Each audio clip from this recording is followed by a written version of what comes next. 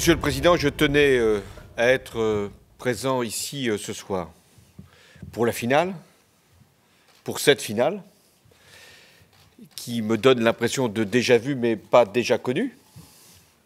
Parce que si en 2009 il y avait eu cette finale, je n'étais pas président de la République. Donc je veux regarder la suivante, celle que nous allons découvrir tout à l'heure, avec beaucoup de curiosité. C'est vrai que le football est une fête et je voulais y participer ce soir, en présence de 3 ministres, pas moins. Le ministre de l'Éducation, parce qu'il est pleinement dans le cadre de la convention que nous allons signer, impliqué. On découvre le foot souvent à l'école. Vous avez évoqué, Monsieur le Président, les 2 millions de licenciés. Et parfois, c'est à travers une première découverte dans le sport scolaire qu'on devient licencié dans un club. Je veux saluer la ministre de la Jeunesse, des droits des femmes, du sport, de la ville. Ça a pu paraître un intitulé un peu baroque. Et en fait, il y a un lien entre ces différentes responsabilités. Et elle pourra le démontrer tout au long des prochaines semaines.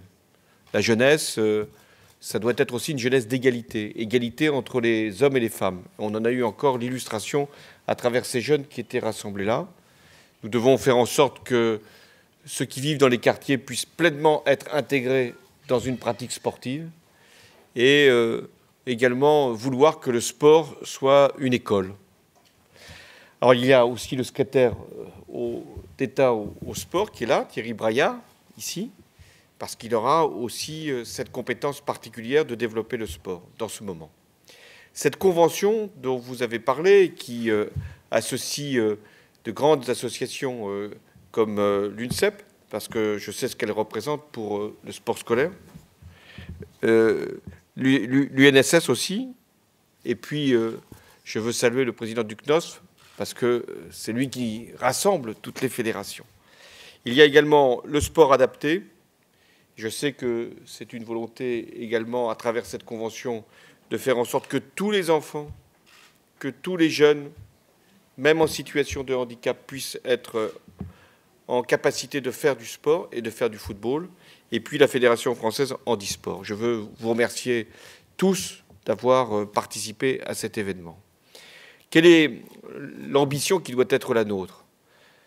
D'abord, que le sport puisse se développer partout, et notamment à l'école, pour tous, quelles que soient les situations des uns et des autres. Et puis, il y a le grand événement de l'Euro 2016. Nous devons en faire une fête.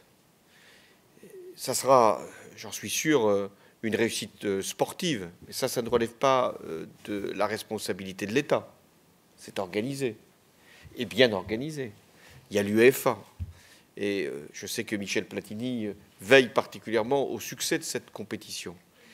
Mais autour de l'Euro 2016, et dès à présent, nous devons accompagner ce processus pour que tout soit organisé sur le plan de la sécurité, de l'organisation des transports, bien sûr, mais pour que ce soit une véritable fête, ça doit être à travers les jeunes que nous pourrons réussir cet événement. Donc dans la convention telle que nous devons la signer, il n'y a pas l'Euro 2016 en tant que tel, mais ça doit être pleinement la perspective. C'est une convention importante parce que plusieurs ministères y sont associés. C'est une convention importante parce que toutes les associations concernées sont impliquées. C'est une convention importante parce que les ambitions sont encore plus grandes que par le passé. Et je souhaite donc que nous puissions lui donner toute sa place dans les décisions que les ministres auront à prendre. Un dernier mot. Le football, c'est bien sûr de grandes équipes professionnelles. Mais c'est aussi un ensemble de clubs bénévoles qui, amateurs, se consacrent tous les dimanches à l'activité qui est celle que les licenciés ont choisi de pratiquer. Le sport scolaire, ça se pratique en plus dans la semaine. Donc, je n'ose pas dire que le football, c'est tous les jours, parce qu'on pourrait laisser penser que dans les activités périscolaires, il y aurait aussi du football, et que dans les rythmes scolaires, il y aurait du football, ce qui d'ailleurs les rendrait peut-être plus attractifs encore. Mais c'est vrai que c'est une passion qui prend toute la semaine, même si elle est pratiquée plus particulièrement le dimanche. Mais je voulais, à travers cette convention, remercier tous les bénévoles, tous ceux qui se consacrent au développement du football, à l'accompagnement, à l'encadrement. Et ce n'est pas facile. Je sais aussi ce qui est fait pour lutter contre les violences. Et c'est très important.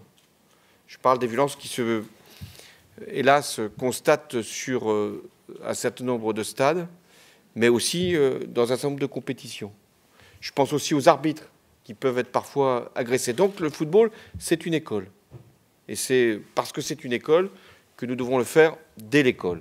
Et je voulais vraiment être parmi vous pour que cette convention prenne tout son sens et toute sa portée. Et je vous remercie, Monsieur le Président, Mesdames et Messieurs, qui avez organisé l'événement, d'avoir voulu que ce se tienne juste avant la finale de la Coupe de France, qui est une passion pour tous les clubs amateurs, parce que c'est vrai que c'est une passion qui fait que chaque club, à un moment, pense qu'il peut arriver en finale.